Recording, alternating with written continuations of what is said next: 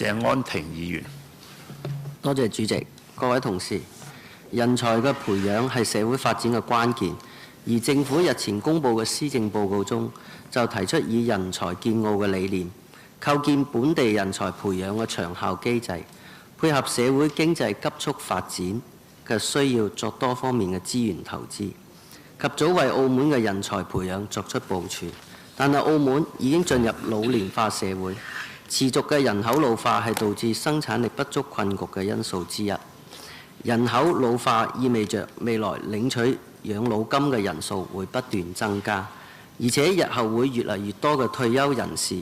嘅生活開支將由持續減少嘅勞動人口嚟負擔。事實上，好多協助長者前線工作嘅社會工作人員指出，不少長者喺退休後手停口停，需要依賴政府嘅經濟援助過生活，以致自我形象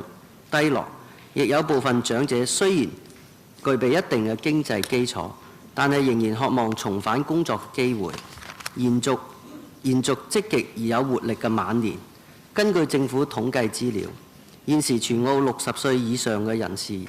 入邊，有12000幾人係擁有高中或者以上教育嘅程度，其人生嘅歷練同埋工作經驗都係社會難得嘅資產。社會上求才若渴，政府冇理由忽視同埋白白浪費呢批具有豐富資歷嘅群體。政府若能善用利用呢方面嘅人力資源，創造合適嘅機會同埋環境，俾退休嘅長者可以有效地發揮其所長，不但有助舒緩澳門目前人口老化導致生產力不足以及勞動力市場失衡嘅困局，更重要能為長者維持社交網絡，豐富晚年生活。喺全球發達嘅經濟體，例如歐洲、美國，佢哋積極會鼓勵已退休嘅長者再就業。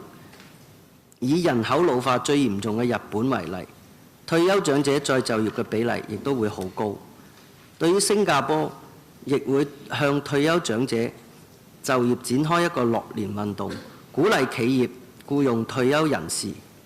更提供職業培訓俾長者，以協助退休後再就業。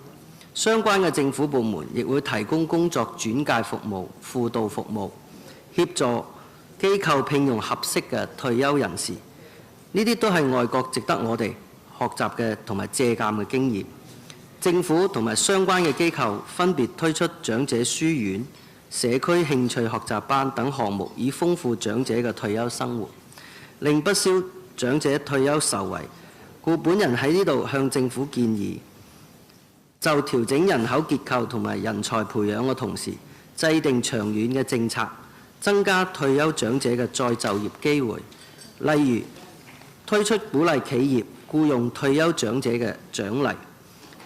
推動社會企業嘅發展等等，以創造環境同埋合適嘅機會，讓長者發揮所長，幫助解決老年化勞動力不足嘅人口問題，提升澳門整體嘅競爭力。退休長者再就業不但對經濟持續發展有利，亦令長者能夠重拾自信，增加收入，更能為我哋嘅長者晚年嘅生活增添豐富嘅色彩。多謝。